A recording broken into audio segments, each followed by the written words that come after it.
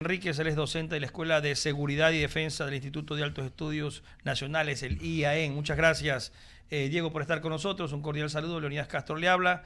Vamos a conversar los próximos minutos un poco cuál es su opinión a esta ley de seguridad que justamente ha sido aprobada, esta ley de solidaridad, esta ley también que tiene que ver, las leyes que tienen que ver con el asunto de la inteligencia en el Ecuador. Vemos que ya hay una demanda, por ejemplo, en esta ley de justamente que tiene que ver con la solidaridad, donde se busca, el gobierno busca combatir a la delincuencia, golpear las economías de los delincuentes, pero al final del día dicen los expertos constitucionalistas que se violaron algunos preceptos constitucionales y por ello tiene que, pues bueno, ya entendemos que la doctora Núquez va a tener que levantar un informe y llevarlo al pleno de la Corte sobre esto. ¿Cuál es su opinión al respecto? Es una ley que necesitamos, pero que tuvo algunas fallas en la parte constitucional. Bienvenido, Diego. Buenas tardes y muchas gracias por la invitación. A ver, me parece que esta ley, junto con una serie de acciones adicionales, se enmarca en una serie de herramientas que ha pedido el presidente de la República para tener la capacidad de enfrentar al crimen organizado transnacional, que, como sabemos, opera con mucha contundencia en el país desde hace algunos años ya. En ese sentido, me parece que esta ley sí provee esas herramientas. Aunque efectivamente me parece que habían una serie de elementos que remitían a duda con respecto a eh, con respecto al problema de su constitucionalidad, ¿no? Y creo que esto es algo que se lo tiene que ver en esa perspectiva, se lo tiene que ver con una mirada muy crítica para poder entender para poder entender en su gran contexto cuál es la dimensión de esta ley y cuáles son sus efectos. Diego, la población está pidiendo al gobierno justamente que enfrente a los grupos de delincuencia organizada.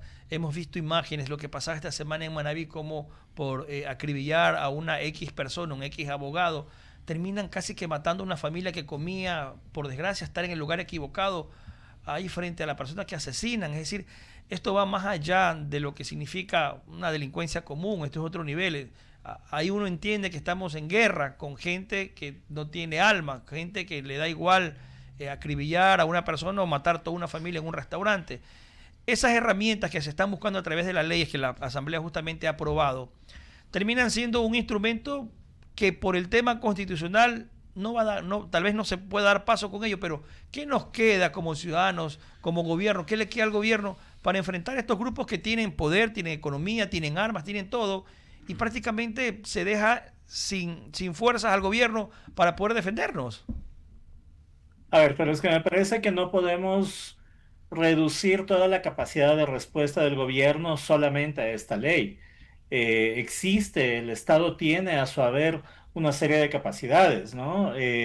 Se aprobó el año pasado la posibilidad de que Fuerzas Armadas intervengan en las misiones de seguridad interna, por ejemplo.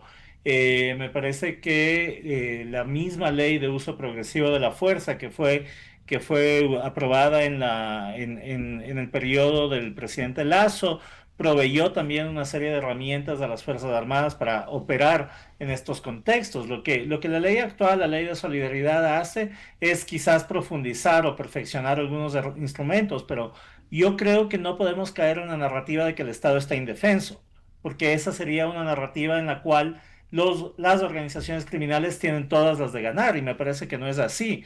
Es una guerra, sí, creo que es una guerra muy difícil también, pero me parece que el Estado mantiene a su haber, insisto, una serie de herramientas y una de estas es la legalidad. No creo que es razonable tampoco hipotecar la legalidad de las actuaciones del Estado en función del exitismo, ¿no? Porque yo creo que necesitamos también romper con la narrativa de que las soluciones a los problemas de la seguridad son rápidas y son fáciles. Y esto no es así. Tenemos que enfrentarnos a organizaciones que tienen capacidades expandidas, a un Estado que se ha debilitado progresivamente, pero que tiene la voluntad de enfrentar a estas organizaciones. Por eso, por ejemplo, la declaratoria del conflicto armado no internacional era un gran paso en esa perspectiva de reconocer que hay vacíos, que hay dificultades y que el Estado tiene toda la voluntad de enfrentarlo. Las demás herramientas que se vayan sumando a esto proveen, sí, efectivamente, capacidades adicionales, pero no son las únicas y del éxito de una de estas no depende el éxito de la totalidad de aquello a lo que estamos enfrentando, ¿no? Ok, Diego, le doy paso a mi compañero Jorge Escobar, tiene más inquietud. Adelante, Jorge. Gracias, Leonidas. Un gusto saludarlo. Bienvenido. En el caso puntual de la ley que ahora se llama de integridad pública, llegó como la ley para la optimización, fortalecimiento e innovación de la gestión pública y con una consigna puntual, optimizar las compras públicas, transparentar esos procesos, esas licitaciones que ya sabemos cómo terminan, ¿no? Aun cuando en los tiempos del correísmo nos dijeron que con las licitaciones inversas se acababa la pillería, yo creo que fue todo lo contrario. En el caso puntual, ahora que se hace una migración y también un cambio con esta ley, porque se llama la Ley de Integridad eh, Pública, se mete el tema de los adolescentes infractores y ya hay muchas alertas en torno al incumplimiento del principio de la unidad de materia. Le pregunto, ¿con el cambio de nombre se solventa aquello o si hay en efecto allí una contraposición con lo que establece el marco jurídico vigente a la hora de la calificación en el CAL, más allá de que eso ya está súper encaminado, incluso para el primer debate? A ver, me parece que hay un problema más estructural, un problema institucional atrás de esto que sí, efectivamente termina decantando en el problema jurídico, pero justamente hay que pensar el problema de las compras públicas en la perspectiva de qué es aquello que se requiere con urgencia, ¿no? Me parece que el sistema de compras públicas tiene que flexibilizarse en todos aquellos temas que tienen que hacer a la seguridad nacional, porque si no podemos pasar por situaciones tragicómicas como la que se discutió en algún momento, ¿no? Sobre el problema de compra de equipamiento necesario para enfrentar la situación que demandaba 2, 3 años previo a que esto pueda ejecutarse. Ahora, la Asamblea puede o no puede aprobar un montón de cosas, ¿no? Todo esto queda sujeto al inevitable forcejeo político, en el cual me parece que el gobierno ha demostrado una importante habilidad y una importante capacidad para efectivamente lograr canalizar sus demandas. En este caso, yo honestamente no vería que haya demasiado problema a través de esta aprobación, pero justamente, como hablabas un rato de las diversas herramientas que existen, no podemos cifrar toda la suerte del Estado en la constitucionalidad o inconstitucionalidad de algunas disposiciones de la ley de solidaridad, cuando existen otras normas tan importantes como esta que acabamos de mencionar, la de integridad, que son las que van a habilitar o que le van a proveer una serie de herramientas adicionales a la institución armada para poder cumplir con sus demandas, ¿no? Ahora, termino con esta inquietud. El debate de los adolescentes infractores a veces parece desgastado, ¿no? No es un tema nuevo, no es que ahora los adolescentes son utilizados para delinquir, es un tema que ya lleva seguramente unos 10 o 15 años. Y sí, siempre se supo que se aprovechaban de su ley especializada, el Código de la Niñez y la Adolescencia, que establece límites, techos para las diferentes amonestaciones o medidas socioeducativas, internamiento preventivo institucional, máximo hasta 8 años, que se plantee elevar las penas, pero no por las edades. Allí hay un criterio muy puntual. No se está estableciendo una frontera por edades, sino por el delito, por el cuño, por la gravedad del delito. Es decir, delitos sancionados con más de 10 años tendrán que ser juzgados como adultos. Allá acabamos con esto, también hay que darle una mirada al abordaje social desde una acción interministerial con salud, educación, deportes, cultura y demás. A ver, los problemas de seguridad no son solamente problemas de policía y fuerzas armadas, Ujú. no son solamente problemas del uso legítimo de la fuerza que tiene el Estado. Porque cuando nos remitimos exclusivamente a la estrategia del uso de la fuerza, las respuestas van a ser insuficientes. Y es importante lo que acaba de mencionar, porque trabajar por un costado, sí, con la reducción de penas y atarlas justamente al tipo de delitos, me parece que es importante, pero esto terminaría siendo una acción insuficiente si es que no trabajamos por el otro lado en generar los desincentivos frente a la operación de estas organizaciones criminales en el reclutamiento de niños, niñas, adolescentes, ¿no es cierto? Lo que quiero decir con esto, y vale la pena regresar la mirada hacia unos meses atrás, cuando el comandante de Durán decía, miren, yo hago todo lo que está en mis manos, pero no puedo competir con gente que está dispuesta a pagar un montón de dinero para que un chico de 15, 16 años se vincule a una organización, ¿no? Y esto levanta una alarma sobre la necesidad de desarrollar una política social que vaya de la mano de la política punitiva del Estado y que permita finalmente entender que vincularse a una organización criminal tiene todas estas sanciones, pero por el otro lado existen posibilidades de obrar, de actuar, de incorporarse honestamente dentro de las actividades económicas productivas, ¿no? Y solamente quiero marcar una cosa adicional en esto. Hay que pensar, un delito sancionado con 10 años para un chico de 15, ¿sí? Implica que ese chico a los 25 años se reincorporaría a la vida civil, ¿ok? A la vida normal. Hay que preguntarse si una persona de 25 años que ha pasado 10 en la cárcel tiene las habilidades sociales, tiene las capacidades adecuadas para insertarse nuevamente en la vida económica productiva o si solamente ha atravesado por una profundísima especialización para vincularse nuevamente y con más fuerza a una organización Claro. criminal, ¿no? Y ahí yo creo que vale la pena ver una serie de trabajos que se han desarrollado en la región alrededor de los costos que tiene el no tener políticas de reinserción social, de recuperación social, pero además los costos que tiene el meter a gente muy joven por periodos demasiado largos en la cárcel, ¿no? Así es, Diego, y eso no solo tiene que ver con la política penitenciaria, sino extracarcelaria, es decir, programas permanentes en zonas de conflicto, en puntos calientes. Sebastián. Gracias, Jorge. Estimado Diego, yo quisiera preguntarle, usted que es experto en temas de seguridad, las consecuencias que pueden tener estas acciones dentro de los ciudadanos, teniendo en cuenta los posibles abusos de poder que se pueden utilizar, porque existe esta ambigüedad entre el tema de entrar, allanar una casa sin orden judicial, el tema del indulto anticipado, el bloque de seguridad, que aún no está el reglamento escrito, cómo va a actuar y quiénes van a estar detrás para supervisar que no se exceda la mano, el poder. ¿Cómo podemos, digamos, atacar, si se puede llamar de esta manera, a las, digamos, a los conceptos que están dentro de estas diferentes leyes, teniendo en cuenta que ya ha sido publicado, por esta incertidumbre que existe dentro de los ciudadanos? A ver, me parece que en este caso se ha construido una arquitectura compleja alrededor de la seguridad, efectivamente. Es una arquitectura que además sigue una confusa línea que venía desde la determinación de la seguridad integral, que es un concepto que nunca se llenó de contenidos, nunca se lo definió.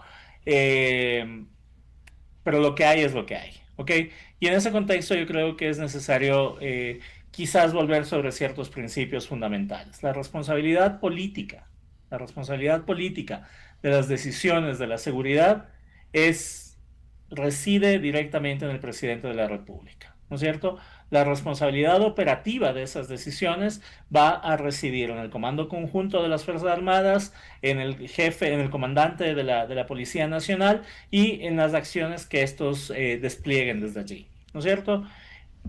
Para entender cuál es la dimensión de la responsabilidad política es necesaria siempre una planificación que establezca un horizonte a partir del cual las acciones operativas se vayan atando y permitan identificar justamente cuáles son los límites factibles legalmente y fácticamente de las acciones que vayan a desarrollar.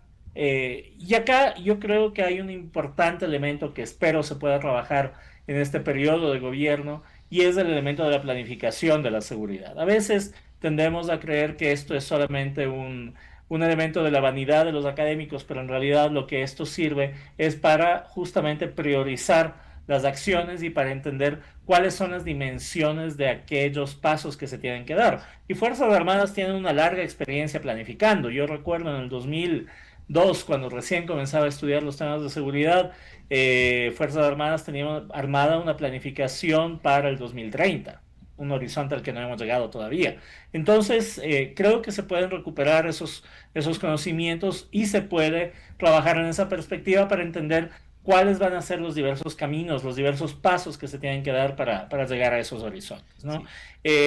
Pero es necesario un trabajo minucioso de, justamente como usted mencionaba, discernir qué exactamente es a lo que se está refiriendo cada uno de los conceptos que se han insertado en estas diversas leyes, ¿no? Entonces va a ser necesario un ejercicio de reflexión en medio de la cotidianidad y del tráfago al que nos arroja vivir en medio de un conflicto como el que vivimos, ¿no? Y quisiera comentarle antes del paso a Alberto una breve pregunta de la manera que ciertas medidas se están tomando. Parecen ser reactivas, va de la mano del populismo penal, donde están siendo la misma línea estratégica para el accionar, pero también existe el miedo que no hay una reforma totalmente estructural y que no se está actuando de manera proactiva, sino reactiva ante las consecuencias de un acto, no de manera integral para solucionar los efectos que existen detrás de lo que ocurre.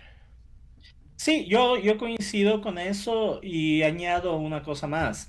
Si es que el Ecuador no inicia un proceso profundo, minucioso de depurar y de pulir y de ubicar los centros de gravedad dentro del sistema de justicia, todas las acciones que se hagan del costado de seguridad van a caer en un saco roto, ¿no?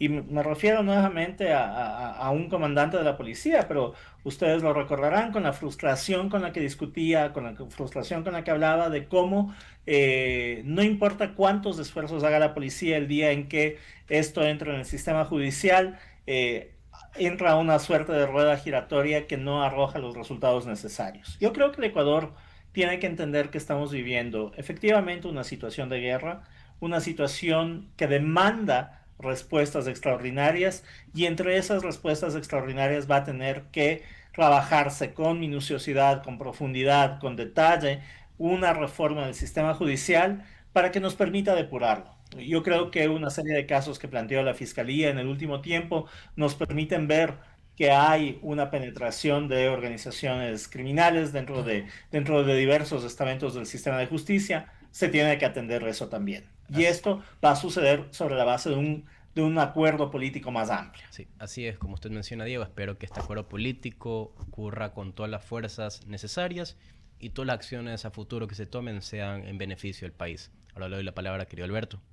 Diego, ¿cómo le va? Finalmente algo puntual, ¿no? Porque varias cosas, varios elementos importantísimos hemos ido pues esbozando, ¿no? A través de esta importantísima charla, ¿no? Varias cosas, ¿no? Definitivamente pues habrá que ir replanteando ahí sobre la picada, como decimos acá en Guayaquil, ¿no? Esa arquitectura para poder enfrentar una situación extraordinaria que amerita pues, como hemos dicho, medidas extraordinarias. Definitivamente, el Estado no y la sociedad ecuatoriana precisamente nunca ha estado frente a una arremetida de la criminalidad como la que tenemos en las actuales circunstancias, ¿no?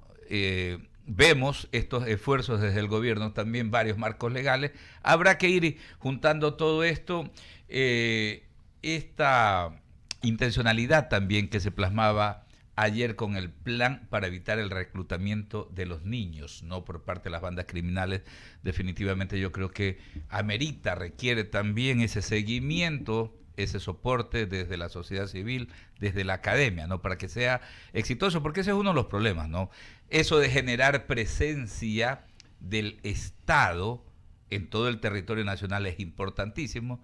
Entender que el Estado no es Carondelet, que a veces como que hay un despiste. Hay un despiste en el Ecuador.